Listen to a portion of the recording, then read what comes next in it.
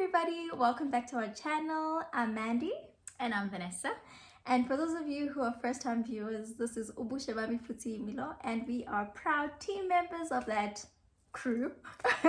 Ubusha Bami Futi Milo is a edutainment content production NPO. So that essentially means we just want to make content to educate people, and specifically about sexual and reproductive health. So this month we had a theme, and our theme was freedoms and boundaries.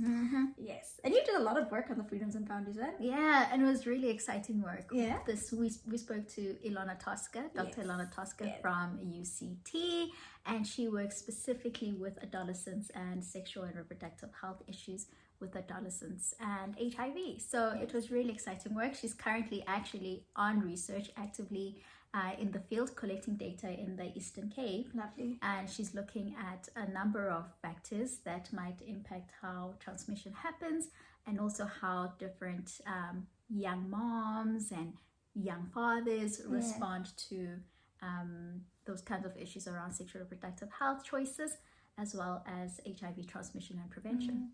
Awesome. And that was with Parents of Ubusha, which is both a podcast as well as a written article of the transcript of the discussion.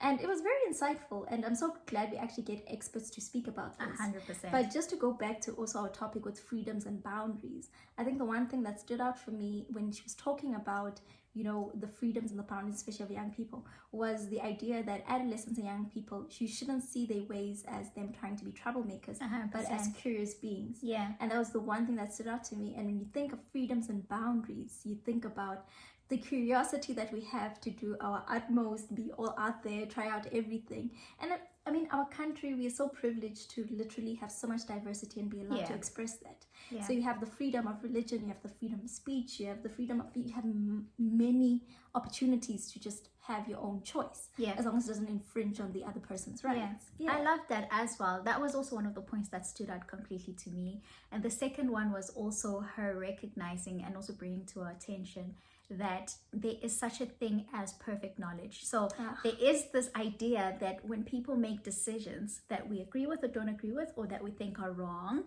we think that they had the perfect knowledge, and therefore they are actually rebelling. And she debunked that. She's like, no, people don't have, especially young adults, they don't have complete perfect knowledge when they make certain decisions. They don't know what lies on the other side of that decision. So the idea that people or young adults are in their experimentation and exploration are intentionally being rebellious is actually a false thing. It's a false impression. And I thought that was like really insightful. I didn't expect that. And I must admit, I also used to think, well, how can you make that decision? Don't you know better? Well, turns out actually no, they don't know better. And that's exactly it. I also liked how she also echoed something that our previous speaker that we spoke to, Professor Anne Strode, that she also mentioned, that actually how the young people interact and the experience they have at healthcare services does impact their use and decision to make use of those services. So she has found in her work, especially with HIV, that something as important as one committing to and taking their ARVs is not just a personal decision. It is also impacted by the experience they have with healthcare professionals and in healthcare services. So it has it matters how we treat other people and the experience that we have in spaces, and that does impact our experience overall of our sexual reproductive health, and also how we think about those rights and privileges as well. Awesome. I'm just thinking about also some of our other content that we put out there, and I think recently we did a TikTok, and the TikTok was just highlighting how the registration, the IEC registration for voting 2024 voting is now open. And I think a lot of it, the encouragement was young people need to apply, young people need to register to vote. And I was just thinking, you know, with all these freedoms and all these boundaries and all these things, why wouldn't people want to participate to sort of preserve them? I mean, as much as yes, we all have a fundamental understanding of how human rights work and we don't think our government will violate them in any way, it is important for you to participate in the process of elections. Yeah. It's important for you to have that understanding. It's important for you to also feel as though you participated in picking the political party that will run the country, because their policies actually govern us. Yeah. And they also influence some of these rights we pride ourselves Yeah, on. 100%. So, I mean, why aren't young people going to the voting polls? That is a big and important question.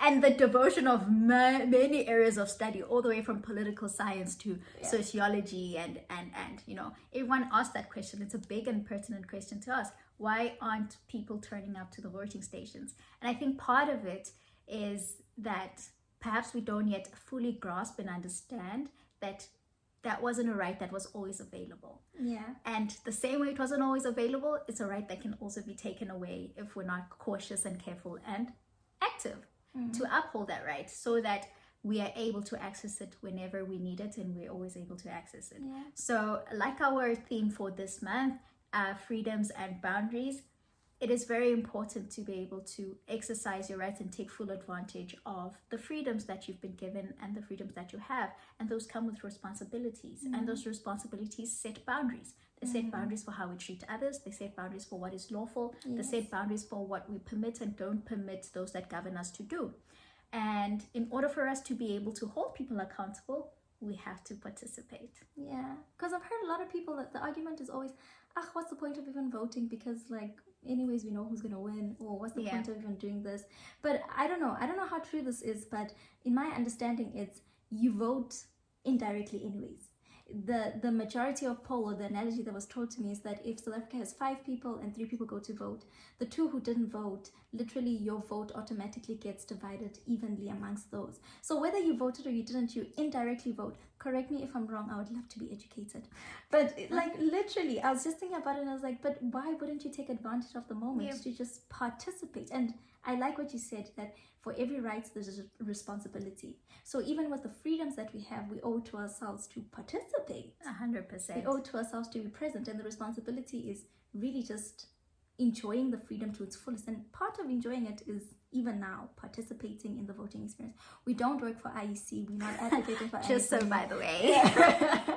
But it's an idea. I think it works very well with, I think we were speaking about this last month or the month before, about young people learning to take ownership of a lot of what happens in their lives. 100%. And this is one of them. You know, when you go to a voting poll, it's one of the adult things. It's not your mom voting on your behalf. It's no one else being it. Literally, it's you.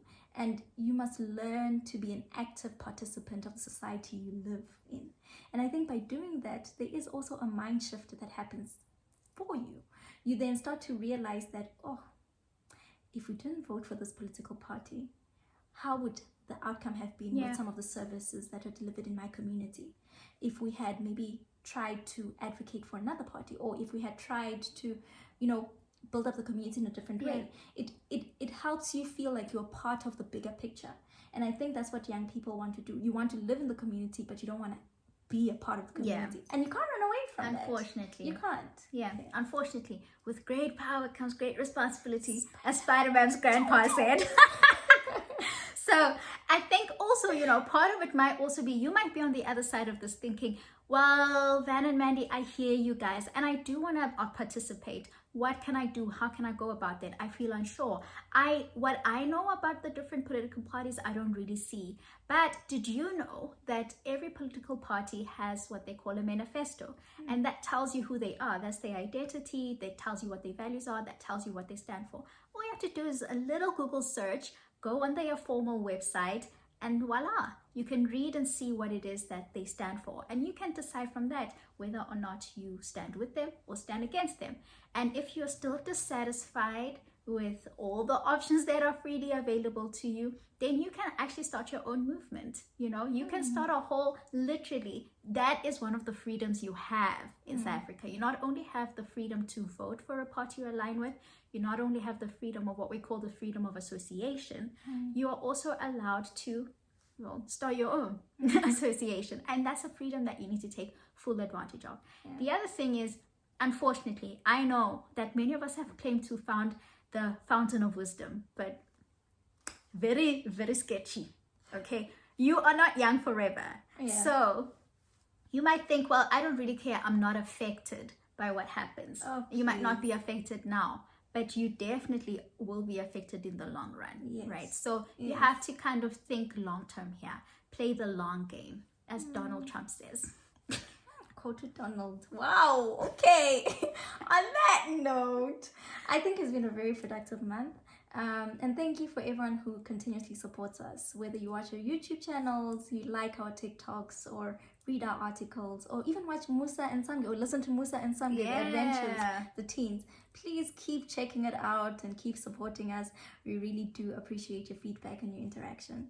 And I just also want to remind you, for those of you who don't know, we do have a website, and on our website we have a couple of tools, and the tools are to help you communicate certain things. So we have tools which have like a drop-down list of different types of contraceptives for education purposes, as well as other tools where it gives you sort of like, I don't know, it's like a questionnaire situation where you can have a conversation with a partner, or you can have a conversation with a parent about sexual and reproductive health matters. So check that out, print it out, it's free, it's for you to use, and let us know how you find those tools, and we'll keep developing more based on the need and whatever we come up with. We love doing this. Absolutely. And for all our parents, so if you have a parent that you think you are having a hard time communicating your choices to, or you'd like to know more, send them through to our website as well, and they can check out the articles we've written for Parents of Ubusha, as well as on the podcast. And we've had really fact-based, scientific, research-based articles and the podcast conversations with our speakers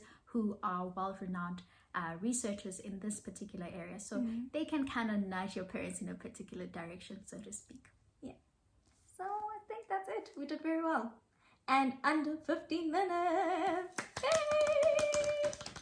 Okay, have a lovely whatever day it is for you. Bye. Bye.